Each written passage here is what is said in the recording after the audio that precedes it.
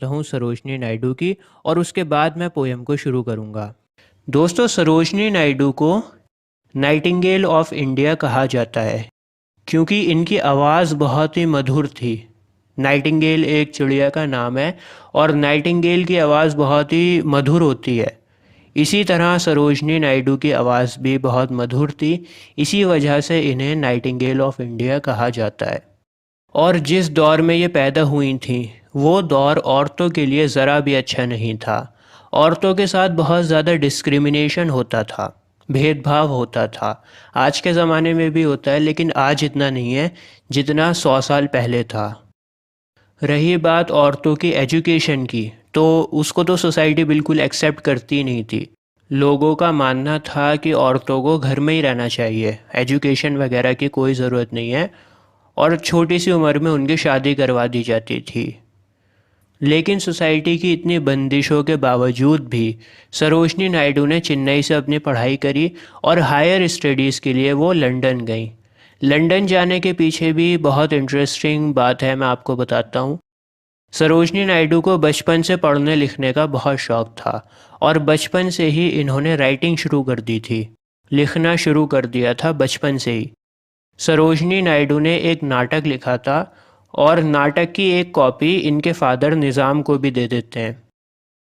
मैं आपको बता दूं, सरोजनी नायडू का जन्म हैदराबाद में हुआ था और हैदराबाद में उस ज़माने में निज़ाम मीर महबूब अली ख़ान की हुकूमत चलती थी। निज़ाम को सरोजनी नायडू का लिखा हुआ नाटक बहुत पसंद आता है और निज़ाम ने अपने फ़ंड से सरोजनी नायडू को लंदन भेजा पढ़ाई करने के लिए, हायर स्टडीज़ के लिए अपने फ़ंड से भेजा। सरोजनी नायडू ने पहले किंग्स कॉलेज में पढ़ाई करी, इसके बाद ये गिल्टन कॉलेज चली गई। गिल्टन कॉलेज कैम्ब्रिज यूनिवर्सिटी में है, कैम्ब्रिज यूनिवर्सिटी के अंडर आता है। पोएटेस होने के साथ साथ सरोजनी नायडू ने इंडियन नेशनल मूवमेंट में भी हिस्सा लिया था, देश को आज़ाद करवाने के लिए। और इंडियन नेशनलिस्ट मूवमेंट का हिस्सा बनने के बाद सरोजनी नायडू महात्मा गांधी की फॉलोअर बन गई थी। दोस्तों, एक बात मैं आपको बहुत इम्पॉर्टेंट बताता हूँ, इस बात को आप नोट कर लेना। सरोजनी नायडू इंडियन नेशनल कांग्रेस की भी प्रेसिडेंट बनी थी और प्रेसिडेंट बनने के बाद यूनाइटेड प्रोविंसेस की गवर्नर भी बनी थी। यूनाइटेड प्रोविंसेस दोस्तों उत्तर प्रदेश का नाम था।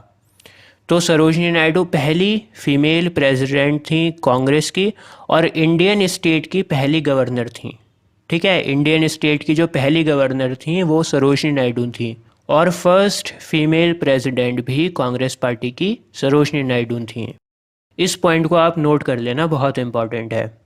इसके अलावा मैं आपको बता दूं, सरोजनी नायडू का रियल नेम था सरोजनी चट्टोपाध्याय, लेकिन शादी के बाद इनका नाम हो जाता है सरोजनी नायडू। ये जो नायडू सरनेम है, ये सरनेम इन्हें इनके हस्बैंड से मिला है। 19 साल की उम्र में इनकी शादी हो जाती है। दोस्तों, इनके हस्बैंड लोअर कास्ट से बिलोंग करते थे और सरोजनी नायडू हायर क्लास से बिलोंग करती थीं। तो इन्होंने इंटर कास्ट मैरिज करी थी, जो कि बहुत बहुत बड़ी बात थी, बहुत मुश्किल था उस ज़माने में। दोस्तों, इंटर कास्ट मैरिज करना आज के मॉडर्न ज़माने में भी बहुत मुश्किल है, सोसाइटी एक्सेप्ट नहीं करती। ज़रा सोचिए, 100 साल पहले जब इतना ज़्यादा डिस्क्रिमिनेशन था, उस ज़माने में एक औरत होकर इन्होंने लोअर क्लास से शादी करी थी। सरोजनी नायडू के फैमिली मेम्बर्स ने भी इनका पूरा साथ दिया था। दोस्तों, इनके बारे में जितना बताऊं उतना कम है। किसी दिन कोशिश करूंगा कि एक सेपरेट वीडियो में इनकी बायोग्राफी को डिस्कस किया जाए। अगर मैं अभी बताने लग जाऊंगा तो वीडियो बहुत लंबी हो जाएगी। तो चलिए आज की पोएम को शुरू करते हैं और बहुत ही आसान लैंग्वेज में आपको पूरी पोएम समझाता हूँ। Bangle sellers are we who bear our shining loads to the temple fair. यहाँ पर बात हो रही है बैंगल सेलर्स की, जो लोग चूड़ियों को बेचते हैं। तो बोलते हैं हम लोग बैंगल सेलर्स हैं और हम लोग चमकती हुई चूड़ियों के भोज को उठा के लेके आए हैं मंदिर के मेले में। दोस्तों, मेले में बहुत सारी चीज़ें मिलती हैं, आपको पता है, वहाँ पर झूले होते हैं और बहुत सारे लोग वहाँ पर सामान बेच रहे होते हैं। तो बैंगल सेलर्स बोल रहे हैं कि हम भी इन चमकती हुई चूड़ियों को मेले में बेचने के लिए आए हैं। Who will buy these delicate bright rainbow tinted circles of light. Bangle sellers बोल रहे हैं, कौन इन रंग बिरंगी चूड़ियों को ख़रीदेगा। जिस तरह से रेनबो रंग बिरंगा होता है, उसमें बहुत सारे कलर्स होते हैं, उसी तरह ये चूड़ियाँ भी चमकीली हैं और रंग बिरंगी हैं, अलग अलग कलर्स की हैं। Lustrous tokens of radiant lives. Lustrous का मतलब होता है लुभाने वाला, जो चीज़ आपको लुभाती है। जैसे फॉर एग्ज़ाम्पल एक छोटा जब बच्चा होता है तो वो बाज़ार में खिलौने देख के उसका दिल करता है उन खिलौनों को ख़रीदने का। जो खिलौने होते हैं छोटे बच्चे को लुभाते हैं। हम लड़कों को बाइक्स और कार्स बहुत ज़्यादा लुभाती हैं, इसी तरह औरतों को चूड़ियाँ बहुत ज़्यादा पसंद होती हैं। ठीक है, तो यहाँ पर चूड़ियाँ औरतों को लुभाती हैं, उनके लिए वो लस्ट्रस हैं। और टोकन्स का यहाँ पर मतलब है निशानी से। रेडिएंट लाइफ्स मतलब बहुत ही खुशनुमा ज़िंदगी, जो अपनी लाइफ में बहुत ज़्यादा हैप्पी हो। तो इस लाइन का मतलब है कि ये लुभाने वाली चूड़ियाँ निशानी है एक हैप्पी लाइफ की। मतलब अगर आपने चूड़ियाँ पहन रखी हैं, इट मीन्स आप खुश हो लाइफ में। ये दिखाता है कि आप अपनी ज़िंदगी में खुश हो। जाहिर है अगर कोई औरत बहुत उदास है तो फिर वो अपने आप को सजाएगी नहीं, या फिर अगर कोई विडो है, डाइवोर्सी है, तो वो चूड़ियाँ नहीं पहनेगी अपने हाथ में। तो इस लाइन का यही मतलब है कि ये लुभाने वाली चूड़ियाँ रेडिएंट लाइफ्स की निशानी है। ये दिखाती हैं कि आप एक खुशनुमा ज़िंदगी गुजार रहे हो। For happy daughters and happy wives. ये चूड़ियाँ हैप्पी डॉटर्स के लिए हैं और हैप्पी वाइफ्स के लिए हैं। Some are made for a maiden's wrist silver and blue as the mountain mist. Sarojini Naidu कहती हैं कि कुछ चूड़ियाँ तो कुंवारी लड़कियों के लिए सूटेबल होती हैं। मेडन्स रिस्ट मतलब कुंवारी लड़की की कलाई। और कुंवारी लड़की अनमैरिड गर्ल जो होती है वो सिल्वर और ब्लू कलर की चूड़ियों को पहनती है। जिस तरह का माउंटेन मिस्ट का कलर होता है, ब्लू कलर का उसका कलर होता है, उसी कलर की ये लोग चूड़ियाँ पहनती हैं। अनमैरिड गर्ल अपने हाथों में ब्लू और सिल्वर कलर की चूड़ियों को पहनती है। Some are flush like the buds that dream on the tranquil brow of a woodland stream. Buds कहते हैं फूल की कलियों को। तो कलियों से मतलब है कि जब लड़कियां एकदम कुंवारी होती हैं, जवान होती हैं, यंग होती हैं, तो अनमैरिड लड़कियों को सिल्वर, ब्लू और ग्रीन कलर की चूड़ियाँ अच्छी लगती हैं। Some are aglow with the bloom that cleaves to the limpid glory of newborn leaves. और जिस तरह से जो नए पत्ते का ग्लो होता है, जब आप कोई न्यू लीफ को देखोगे, नए पत्ते को देखोगे, तो उसमें एक चमक होती है। वो चमक हमें इन चूड़ियों में देखने को मिलती है। तो दोस्तों दूसरे वाले स्ट्रैंजा में बात की गई है यूथ की। जब एक लड़की जवान होती है उसके बारे में इन्होंने बात करी है। आइए तीसरे स्ट्रैंजा को देखते हैं।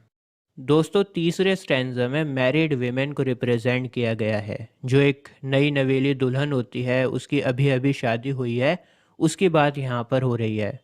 सरोजनी नायडू कहती हैं, some are like fields of sunlight corn made for a bride on her bridal mourn.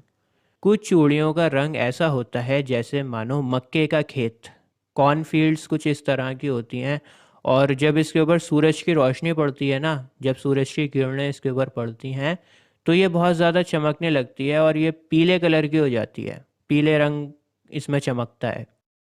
तो ये पीले रंग की चूड़ियाँ नई नवेली दुल्हन की पहली सुबह के लिए हैं। मॉर्न का मतलब है मॉर्निंग। मॉर्निंग को यहाँ पर शॉर्ट फॉर्म में लिख रखा है ताकि उसका जो पोयम का रिदम है वो बिगड़े ना। कॉन मॉन, मॉन कॉन, इस वजह से इसको शॉर्ट में लिखा है। तो कहने का ये मतलब है कि ये पीले रंग की चूड़ियाँ नई नवेली दुल्हन के लिए है, उसकी पहली सुबह के लिए है।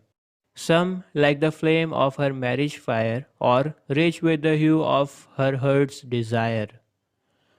दोस्तों एक नई नवेली दुल्हन की जब शादी होती है तो उसमें बहुत सी डिज़ायर्स होती हैं, विशेस होती हैं।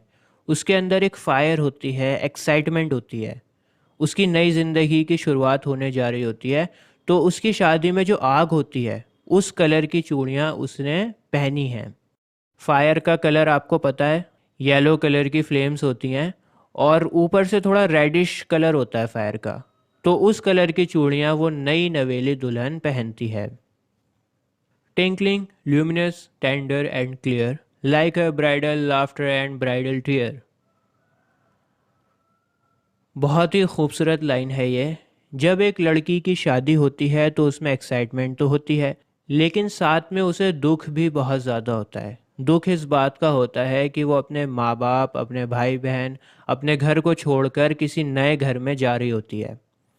Bridal laughter and bridal tear, इसका यही मतलब है कि उसके मन में खुशी और दुख दोनों होता है।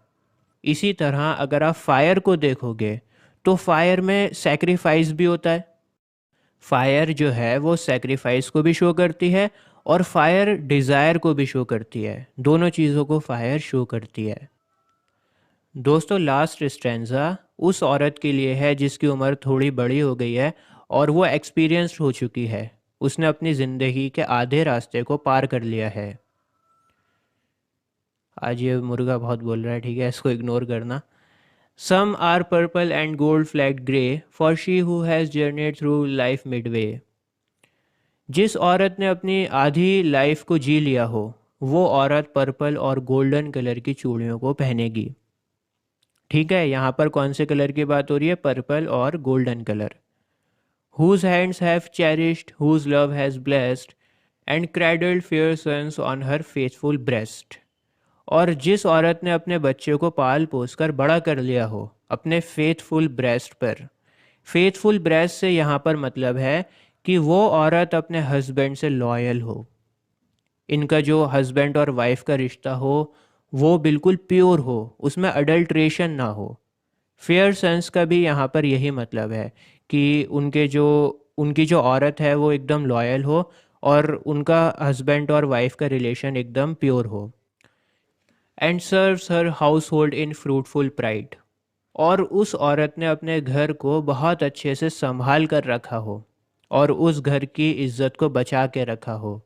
घर की औरतें घर की इज्जत मानी जाती हैं हमारे कल्चर में, तो उसने अपने घर की प्राइड को संभाल के रखा हो, बहुत अच्छे से अपने घर को संभाल के रखा हो।